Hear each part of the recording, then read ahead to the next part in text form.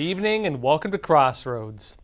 President Donald Trump has been hit with a gag order. This is going to restrict him from talking about the special counsel targeting him in its criminal investigations and any person tied with the prosecution, including judges and witnesses. But even more so, it will restrict Trump from talking about the content of any potential testimonies, meaning anyone they want to bring in, whatever they talk about, probably off the table. And since the case is about the allegations that Trump encouraged the January 6th protests and riots, this will also tie into whether Trump can talk about the 2020 elections and his belief that they were stolen. This also means now that Trump could be fined or even imprisoned if he talks about witness testimony related to January 6th, the 2020 elections, or election fraud. And notably as well, this extends to Trump directing other people to make statements like this, which means that even his campaign staff, his advisors, and others around him, maybe even his family, are held to the same gag order if they believe that's the case. Now, the gag order was requested on Trump by special counsel Jack Smith. This is because Trump has been repeatedly criticizing and calling the integrity of Smith into question. This is along with Smith's staff, the judges, and others tied in with the many legal cases that Trump is now facing. The gag order was issued today. That was by U.S. District Judge Tanya Chutkan, a Jamaican immigrant who was appointed by President Barack Obama. Now, Chutkan argued that the gag order is meant to safeguard the integrity of these proceedings. And she wrote that his public statements on people involved in the case have led to them being threatened and harassed.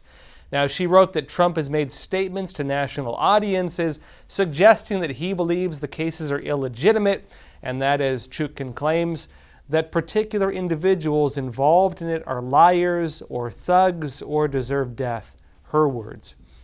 Now, she alleged that if Trump is allowed to make these statements, or ones like these, it could intimidate potential witnesses or other people involved in the case, and the effect of that, well, they said it could affect the outcome of the trial. While the gag order goes pretty far in terms of restricting Trump's speech on key issues around the election and legal cases he's facing, it actually doesn't even go as far as special counsel Jack Smith and others had wanted. Smith wanted this to restrict Trump from even criticizing President Joe Biden, who is currently the main rival to Trump for the 2024 elections. It was also suggested it could restrict Trump from criticizing former Vice President Mike Pence, who is also right now a 2024 candidate.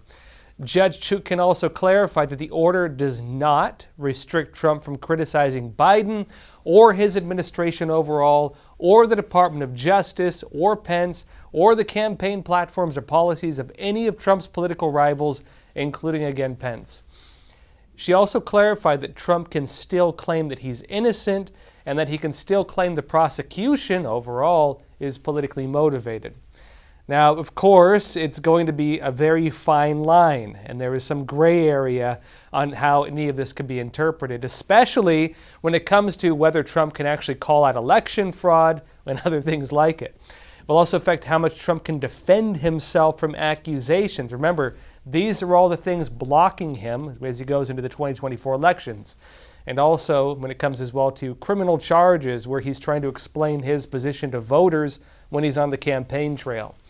Now, if Judge Chutkan believes that Trump has violated the order, then he could face fines or even jail time. And Trump, meanwhile, does not appear that he's going to follow the gag order. He described the gag order during a speech in Iowa and said that he's willing to go to jail if necessary. Watch. And they're getting beaten very badly by me in the polls. They think the only way they can catch me is to stop me from speaking. They want to take away my voice. And a judge gave a gag order today. Did you hear that on speech? Which I believe is totally unconstitutional, what she did. A judge gave a gag order. A judge doesn't like me too much. Her whole life is not liking me. But she gave a gag order. You know what a gag order is? You can't speak badly about your opponent. But this is weaponry all being done because Joe Biden is losing the election and losing very, very badly to all of us in the polls. He's losing badly. But what they don't understand is that I am willing to go to jail if that's what it takes for our country to win and become a democracy again.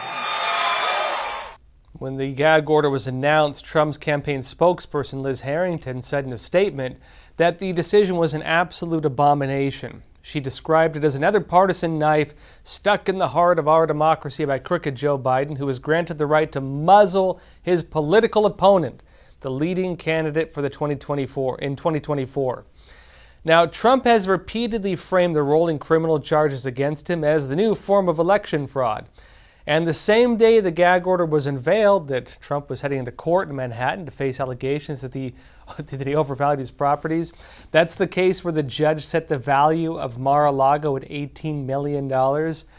Now, this is outside the gag order, given it's a separate case, but it does suggest that Trump is not backing down on calling out what he sees as problems in the prosecution. Watch. By any other judge in New York, the trial brought by the corrupt and racist AG, Peekaboo James, would be dismissed and over with.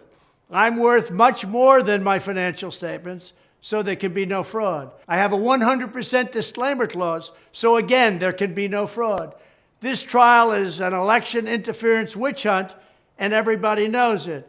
All of the banks that I dealt with were very happy with us. They thought I was a great customer. They were all paid back in full with interest. They never even sent a default notice. So in addition to everything else, there's no victim. The victims are all of the people that are being murdered in the streets of New York, and your Attorney General does nothing about it. She's incompetent. She's a racist, and she's incompetent. New York State should intercede and stop this total travesty of justice.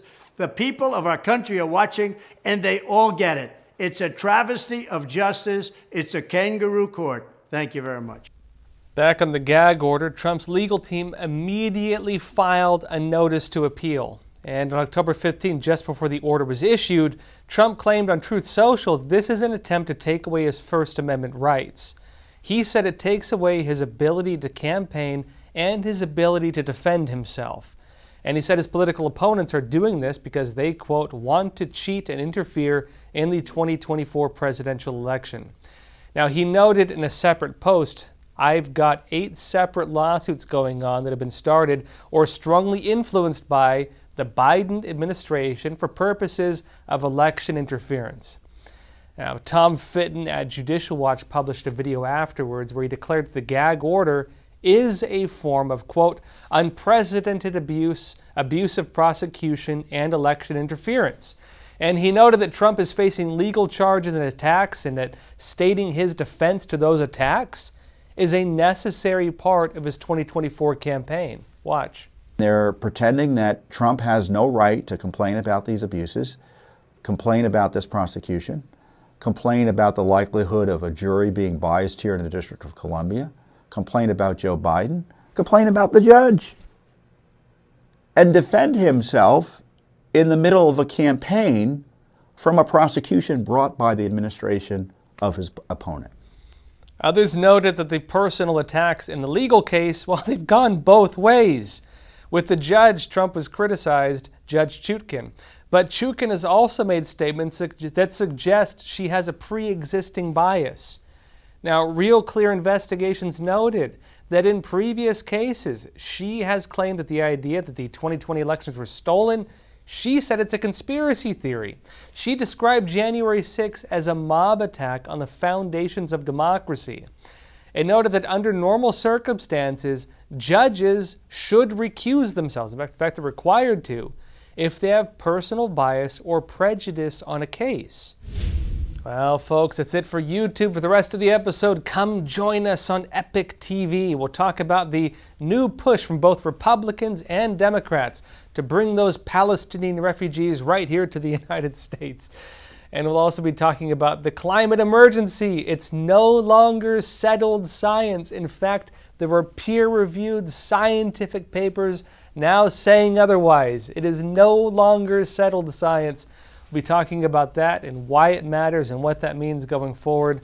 Again, a lot of great content for the rest of this episode, and also we've got other great content as well on Epic TV, other shows, documentaries, movies.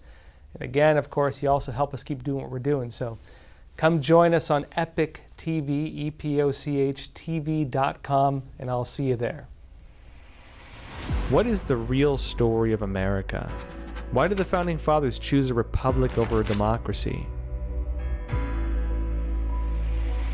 And what would the world be if the bedrock of the American Constitution was lost?